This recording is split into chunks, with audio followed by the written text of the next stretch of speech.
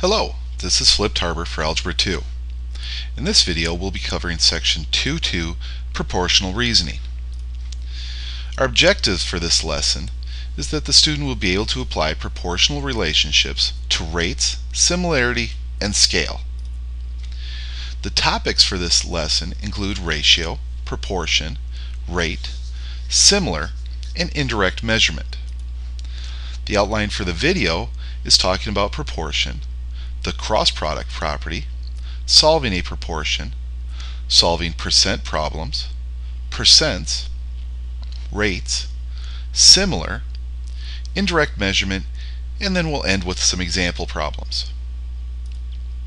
So first of all, what is a proportion? A proportion is an equation stating two ratios are equal. Basically, two fractions on separate sides of an equation. Now they could be two fractions that are just flat out equal. 2/3 is equal to 4/6. No big deal. Nothing to solve for, it's just a fact. But what we're really going to be working with is having a variable in one location in that equation that we need to solve for. Now ideally that variable should be in the top. If that variable is not in the top, I would recommend that your first step is to flip both sides of the equation to get that variable on top. Now our cross product property says that when we take the cross product of a proportion, they're equal. So in our example here, we multiply the 15 from the bottom right over to the top left, and we take the 5 from the bottom left and multiply it over to the top right, and everything's going to equal out. So it's a great way to get rid of the fractions in a proportion. So let's take a look at how to use this while solving a proportion. So we've got 22/9 is equal to x over 13.5. Now it's a little bit goofy to see a decimal inside a fraction like this, but there's really no rule that says you can't do that. So our first step is going to be to do the cross product. And notice that I've left my description over there on the right side. Just like the new rule states, I haven't told you different, you have to describe your steps. Now, how do we finish solving for this x? Well, we've got to get rid of the 9, so we're going to get rid of it by dividing by 9. And we find out that 33 equals x. So we just solved this proportion by getting x alone on one side of the equation. Let's move on and take a look at another one. A little more complicated because it's got a -1 on top with the f. Well, we're still going to start out the same way. We're going to do a cross product. The 56 goes up and to the left. 5 times 56 is 280. The 8 gets multiplied up and to the right, and we have to remember that that 8 multiplies the entire top of that fraction. So it multiplies the f and the 1. You have to distribute it. Now we'll add the 8 over to the other side, divide by the 8, and we find out that 36 equals f. All of my steps are labeled. We're good to go. So let's talk about solving percent problems. One method is to actually use a proportion. A percent over 100 should be equal to the part of the problem divided by the whole of the problem. The other method, we use a percent equation. 11.5% is equal to a decimal, 0.115. We move that decimal over 2 spots to the left. Now we take our percent as a decimal and multiply by the whole, and that equals the part. So if we say something like 25% of the students, we would take 0.25 times the whole student body, and we would find out what part is 25% of the whole. So here's a percents problem. A poll shows 22.5% of voters are planning on voting for the incumbent. Doesn't really matter what they're voting for. The incumbent is the person who's already in office. If 1,800 voters were polled, how many said they would vote for the incumbent? Well, if we apply our fraction idea, X is the part of the voters that said they'd vote for the incumbent. So that's the part of the whole being 1,800. Now that's equal to 22.5 divided by 100. So we see our proportion.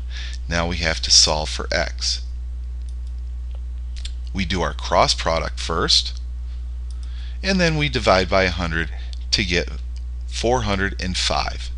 So 405 voters out of 1,800 said they were voting for the incumbent. Let's try a rate problem. A rate is a ratio or a proportion that compares two different units. Now probably the most common rate that you're used to would be miles per hour, mph. That compares miles, a distance, to hours, a time. In physics, we use meters per second quite often. Or if you're interested in buying a new car, you might be interested in how quickly it uses gas. So you're looking at miles per gallon. Or what's that going to cost you to drive? Dollars per gallon. Anytime you take a ratio between two different units, that's a rate. So Rita is trying to set her pedometer. A pedometer is a device that measures how far she's walked. She needs to know how long her stride is. She runs a track that's 400 meters long and counts 328 strides. So how long is her stride? We're going to set up a rate. X is the distance for one stride. So X over one stride is equal to 400 meters, the total distance, divided by 328, the total number of strides. Now the important thing here is to really focus on the units. How long is her stride? We're trying to find out a distance.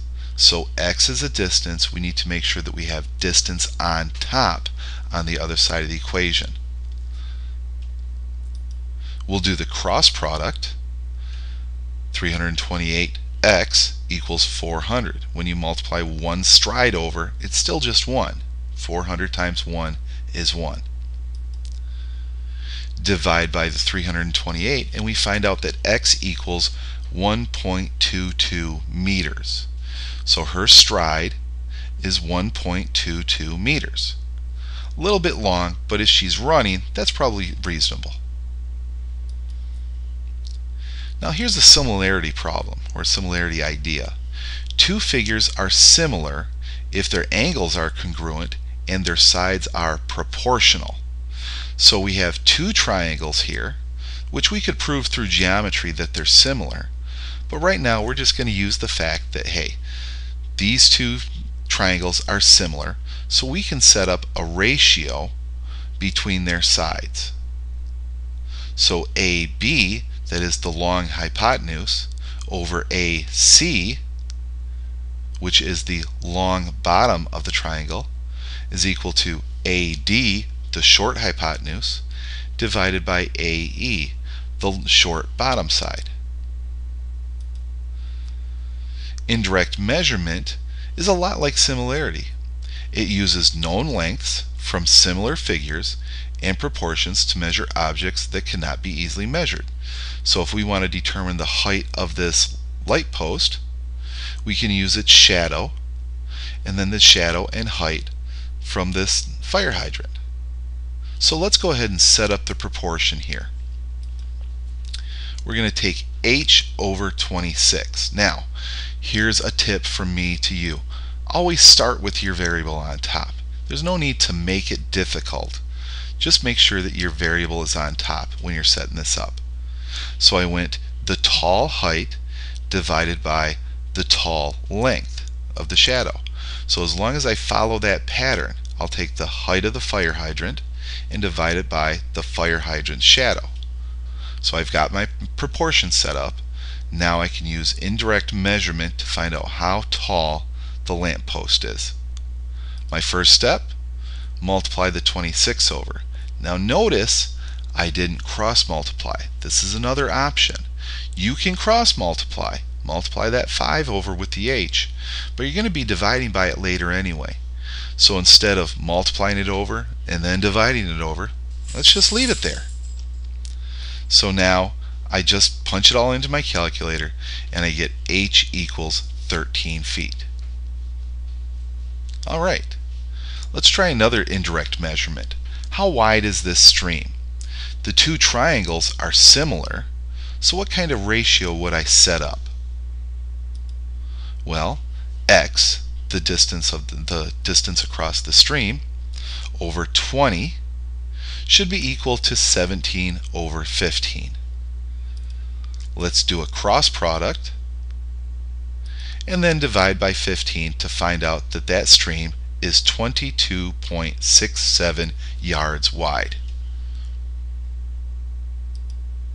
Alright, so here's a few example problems for you to try.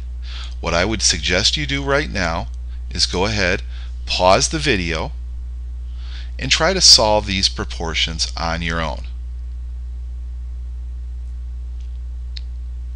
Alright, hopefully you paused the video, you tried these proportions on your own, and you're ready to see the answers. Well, there they are.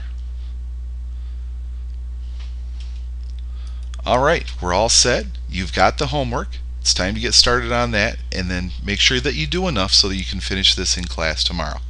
So, I'm all done. I'll see you in class, and I'll see you online.